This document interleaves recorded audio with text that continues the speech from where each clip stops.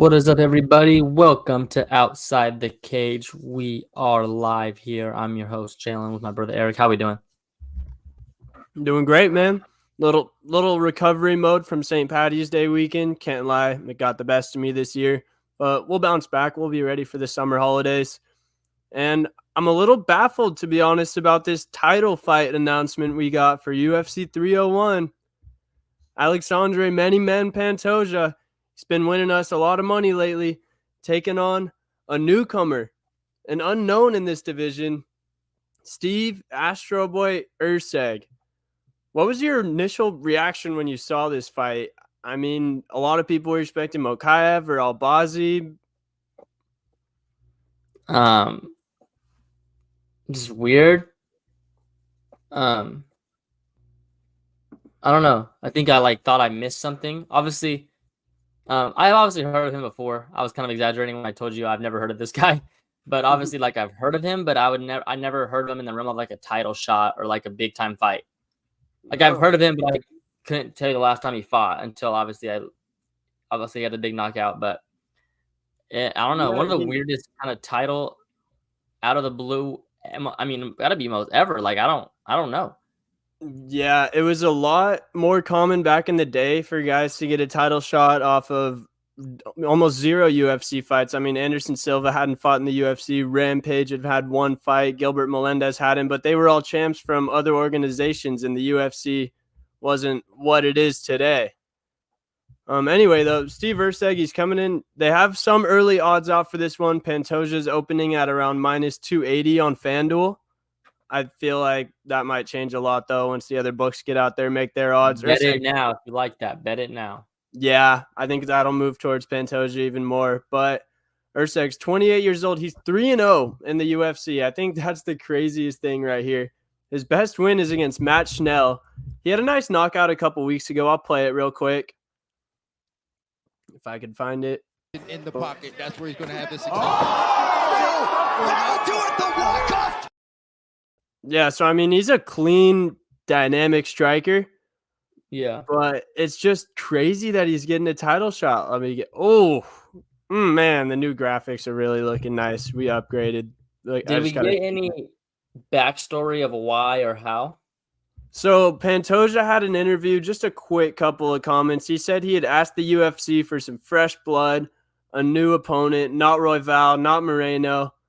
But I think everybody expected that to either be Mokaev or Amir Albazi. But I mean, honestly, the UFC, I think they're kind of thinking what the fans are thinking. No one likes to really watch either of those guys fight. They're good. They win a lot. But they're two of the most boring fighters on the roster, plain and simple. So I think the UFC went down the list. They looked for a guy that could be marketable. He's young. He hasn't fought these guys yet. And that's Steve Urseg. He was the Hex champ, so he comes from the same promotion as the Viper. You know, they breed some legit fighters over there. So in 2022, Urseg was supposed to be on the Dana White Contender Series, but he couldn't even do that. He had to drop out twice because he had visa issues.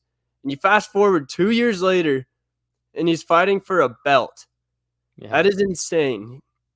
It just shows that right place, right time is a real thing in this sport. Does this, in your mind at all, I never want to do this, but does it devalue Pantoja's kind of like status as champion, like this division? I mean, realistically, bro, if we have Steve Urseg fighting for a title in this division, like, how good is it really? Yeah, I was going to ask you the same thing. I think it brings down the whole division. I don't know about Pantoja as much because he's really just been cleaning out the top. He's been taking out a lot of those big names up there. He's beaten almost everybody in it. So I don't know if it really hurts his status necessarily, but the rest of the flyweights, I think it hurts their status a lot. And I mean, Mokaev and Albazi, they're legit contenders, but they're just not exciting fighters. They're not guys that the UFC wants as a champ. So let me ask you this from a viewer standpoint. Would you rather watch this dude Urseg, who not a lot of people know? What's going to draw more? Urseg, who not a lot of people know, or Albazi or Mokaev, who people know and do have boring styles? I think for this fight, Albazi and Mokaev might draw more, but just for this fight. I think if you look at the ceiling, Albazi and Mokaev are almost at theirs in terms of popularity because they're just, if they become champs, people aren't going to be excited about their fights. They're going to say, oh man, another boring flyweight title fight.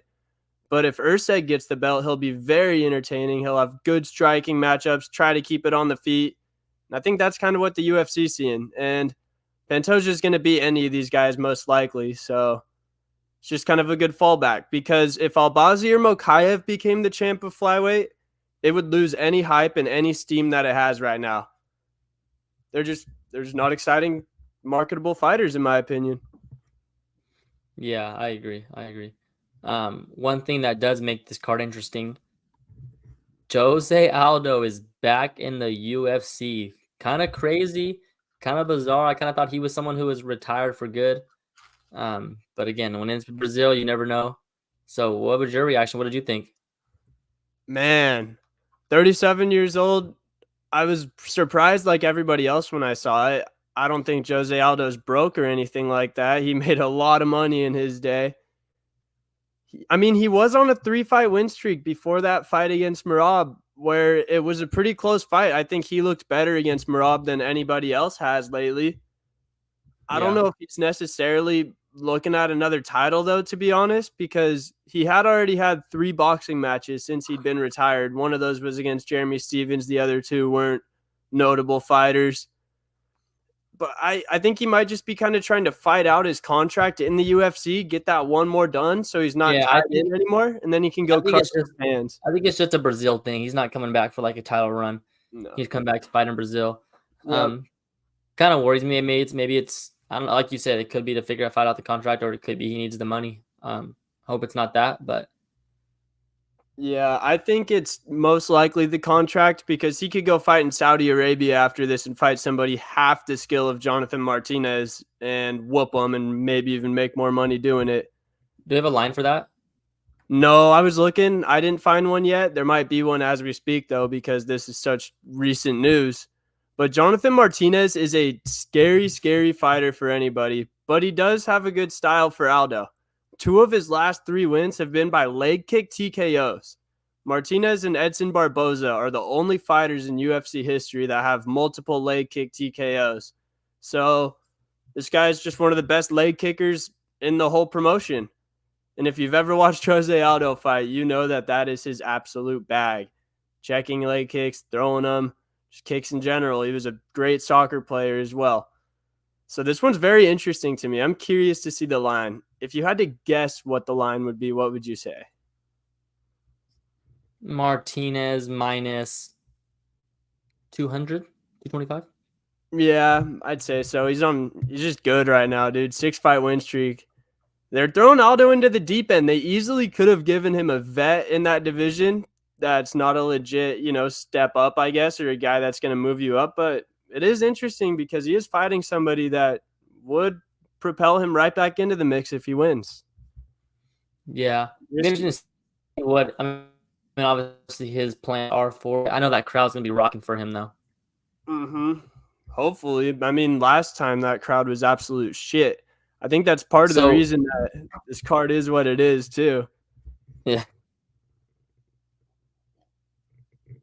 So what if I told you, little segue here into our next one.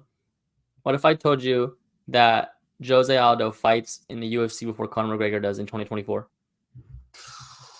It would have sounded crazy if you said it a month ago, but now it's going to happen. It's nuts, bro. Insane. But we did. I almost think it is the UFC. But you don't gotta tell me as much as it is Conor, though. Yeah, it's 100% Conor. You don't gotta tell me, bro. I've been told you this about this dude. Yeah, but the UFC, they have to negotiate a TV deal in 2025, and I think Conor wants to fight out his last 2 fights and then go do whatever. So I think it's nothing with, bro. It's literally, no one is thinking that. No one is thinking that far ahead. If Conor wanted to fight, he would fight. Conor McGregor. I think those guys that make billions and billions, I think they're looking into the future a little bit. If the Ariel Helwani's saying it, then I'm sure some high ups are too. We we I got a just don't promise. see what they're waiting for. Yeah, just to negotiations. I mean, that's a tens of millions of dollars of leverage if you got McGregor on the roster versus if you don't. It's the same thing they were saying that they did with Nate when he didn't fight for that really long time. But you don't know, you just don't know with those guys either. So, like you said, it could be Conor. Probably is Conor. I mean, he's been shooting a movie, so he wasn't really available all this time that he's been saying he wants to fight. Here's a clip from an interview, though, with the ESPN MMA guy with the really long, confusing last name, or else I would totally say it. Excited about Roadhouse. They're also excited about you coming back to the Octagon. When do you think that might be and against who? Yeah, we got confirmation a few days ago that it's all systems go, and the Notorious will be returning in the UFC Octagon this summer. This summer. That's Chandler, Michael Chandler. He went on to say yes for Michael Chandler as well and talked a little shit to Chandler. Yeah, I mean, I hope it's in the summer. I like that in the summer. Again, I kind of we talked about this before. How kind of 300 is kind of missing that big superstar.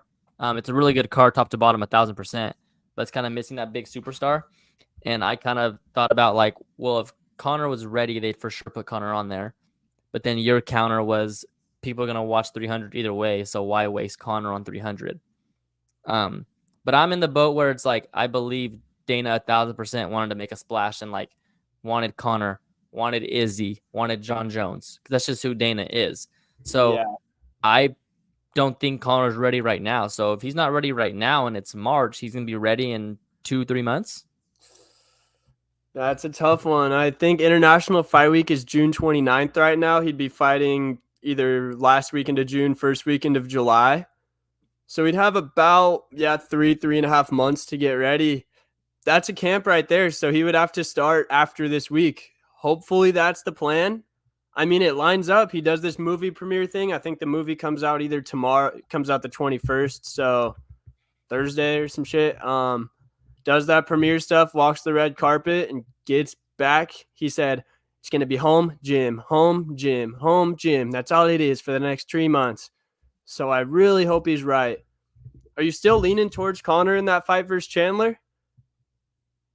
I don't know, man.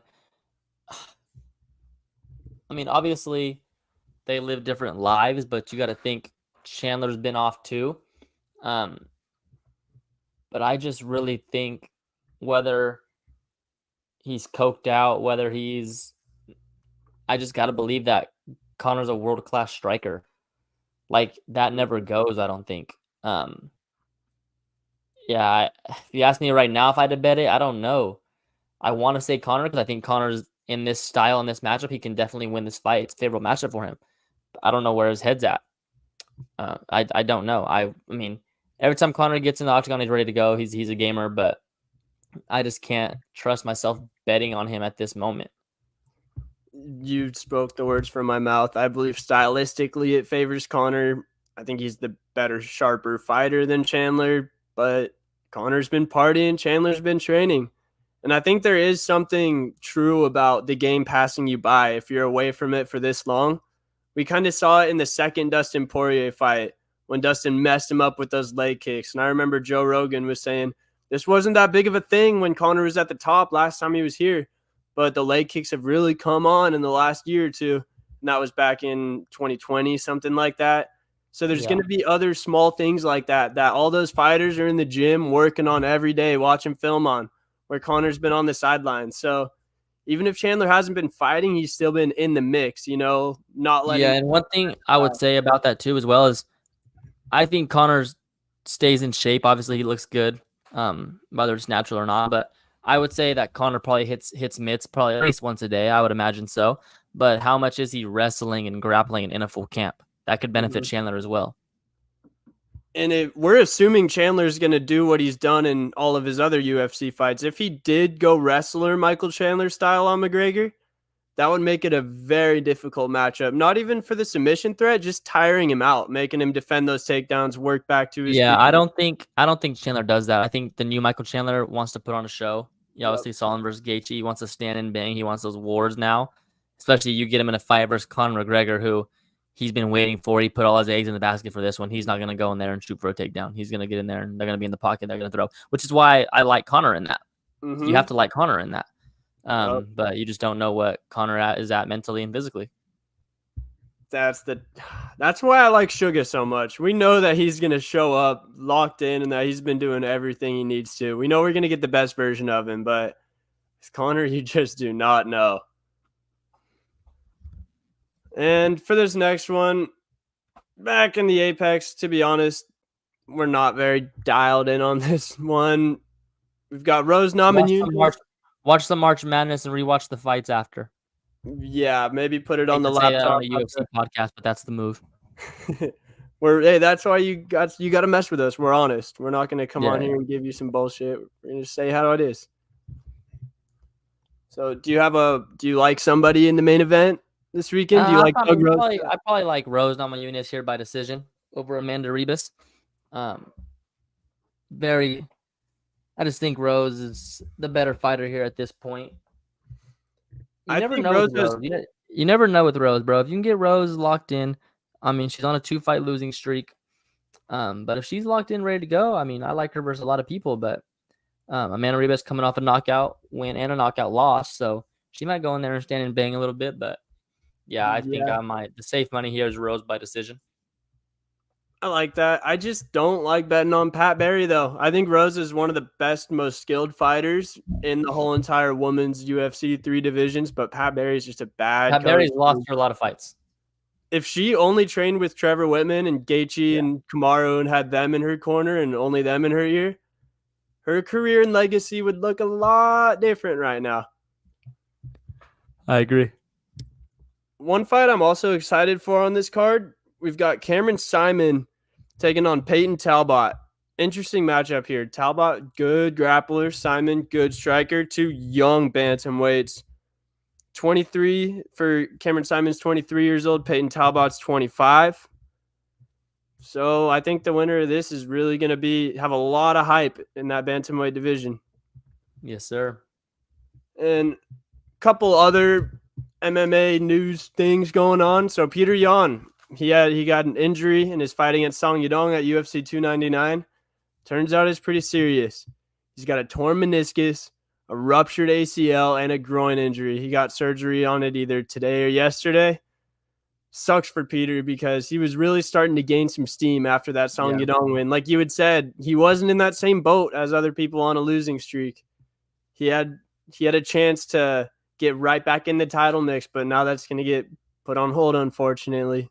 He's just been so unlucky the past 2 years.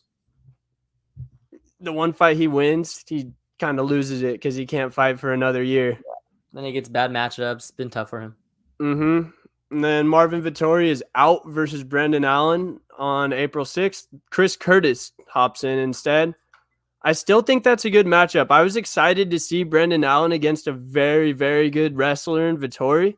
But Chris Curtis actually has one of the top 5 takedown percentages in UFC history. He has remarkable takedown defense. He's always training at Extreme Couture with all those great wrestlers. So this will be interesting to see if Brendan Allen can get the fight to the ground, if he can pull off his patented rear naked choke. Man, this one's a downer, bro. This one pissed me off. Alexa Grasso and Valentina Shevchenko are the Ultimate Fighter season 30. Oh, yeah, I saw that. Yeah. That one kind of went under the radar because there was a lot of other news dropping around that time. But, dude, what are we doing? Yeah. I didn't like that one either. I saw it. I posted a thing on our Instagram. Who should be the Ultimate Fighter coaches this year? There was a Sugar Marab suggestion, which would be elite. There's a Volk Topuria rematch option, which would have been much better than this. There was a John Jones Stipe option. That would have been crazy. You have to think that the UFC offered all of those and they turned it down, though, right? Yeah, I don't know, man. The Ultimate Fighter's kind of been losing steam. Yeah, when it first started, that was the main way to get to the UFC. So the top amateurs or low-level pros were going to that show. But now with the Contender Series and Cage Warriors, they had to have. It's got to be like not as valuable for the people to do it. Like there's no value in it. I mean, you would have to think. I mean, I don't know. I feel like Suga and Tim would lock in and do that. It's a long time away from your family, but I don't know. I mean, they could move him out there. McGregor did it. Probably had a big old house for his whole family. Dude, just Yeah. imagine the TV if it was Matt, Sarah, Ray Longo, and Marab, and Aljo, and then Suga and Tim. Yeah, John Jones, Stipe is also the move. I think either of those would have actually revived the Ultimate Fighter because with McGregor Chandler, it had the hype to do it, but the show didn't really live up to it because Connor wasn't putting that much into it. Yeah. But if we had, man, I think the Sugar Marab was the way to go just with the personalities. I think Tim, Sarah, and Ray Longo would have been just as entertaining, if not more, than Suga and Marab. Unfortunately, we got to watch two people whose first language isn't even English. They both speak English, but I mean, yeah. Well, hate to end on that. Hate to end the show on that news, but I'll give you all a little better. I'll give you all a little more positive news before we get out of here. I mean, better ending. UFC St. Louis, May 11th. City Fight Night going to be electric. Confirmed bouts so far. These aren't all of them, but just some interesting ones. Alonzo Menifield versus Carlos Ulberg. Your guy Michael Johnson versus Matt Frivola. Jake Hadley versus our guy Charles Johnson. Hometown fight for him in St. Louis. And there were some other solid ones on there too, but I just waited because that might change. And then UFC 302 is going to be on June 1st. They didn't have a location yet, but if I had to guess, I would say London. Leon? They do one London pay-per-view a year, usually one or two London fight nights, and it seems like perfect timing for Leon to defend his belt. Yeah. And then UFC 303, June 29th, International Fight Week. Hopefully that's the McGregor card. Either way, that's count on it. Electric, though. I think we got to go to International Fight Week, like go to Vegas for it, no matter what. Maybe not get tickets, depending on how our betting goes from now till then. But especially if McGregor fights, we got to be in Vegas that week. Definitely, for sure. You got any March Madness picks now that we're a little closer? I like Purdue to make a big run. I know that's kind of talk, but I like Purdue. I think Purdue gets it done this year, bro. Virginia vibes from 2-3 years ago. Yeah. I saw some pattern type shit that Houston might lose in the first. I saw that. The thing about like the sex. Houston's not a team that can. Houston's not really a team that can lose, like get upset like that. Like they can lose, obviously, but they're not a team that gets upset like that because they just guard so well. Like they could hold them to 25 points, right? Yeah. Like if they're having a bad shooting night. Yeah. They're a hard team to upset because they just guard really well. Any low seeds? You think NC State makes a run? I feel like they're the most popular Cinderella team right now. I don't know if you can call them a Cinderella yet, but a lot of Jimmy V comparisons going on. Yeah, I like NC State. I think I have them winning round one. Let me see here if I have anyone in my Sweet 16 or Elite 8. I have Drake in the Sweet 16. No bias there? Nah, no bias. I just think they're good. Yeah, I gotta look at my bracket, bro. I don't really have much sleepers on here. I gotta give it another look. It's hard because you look at each game and you're like, no way this team wins. But then on Wednesday, there's always at least 4 or 5 of those teams winning. Yeah, exactly. So it makes it great. And I have to ask you, LeBron and JJ Redick's podcast. When I saw the clip that's been going around, I couldn't wait to ask you about it. Are they just using big words and saying simple concepts? Yeah, but there's a lot of simple concepts in basketball that have different terminology. So in a way, yes, but that's what they really call them in the league. Like he's not making it up. Okay. But yeah, I mean that whole thing about the baseline out of bounds shit, all that to just say switch it. And then I watched a little bit of it. He was like, they're just talking about something, and then I don't know. I mean, it's good. I like it. I'm not hating on it. I don't mind it. It's definitely like you definitely have to like know what they're saying to like watch it because you'll just be like, what the fuck are they talking about? It's definitely not like a regular podcast, like JJ's regular podcast where they're just like talking news. It's really like it was really a detailed X and O's conversation, really good conversation. But yeah, I mean, Braun's just dramatic. So Dude's so corny. He's probably the GOAT, but he's so corny. Yeah. I think they've got to do what Detail does and actually show videos, or at least do the little like X's and O diagram things to give. Yeah, they people were doing some of that. I don't know if you watched it or not, but they were doing some of that. Oh, okay, bet. Or even a whiteboard. Just have They it weren't right like there. looking. They weren't like looking at it, but like Braun was like, "Yeah, we played the Clippers last night, and we called Horn's chest, and they messed it up. We ran it again, and they showed them running it. And then JJ was doing some stuff on the whiteboard. It was cool. It was good. That's tough. Yeah, I felt like that was right up your bag when I saw it. Yeah. All right, at least we didn't have to end on Valentina Grasso news.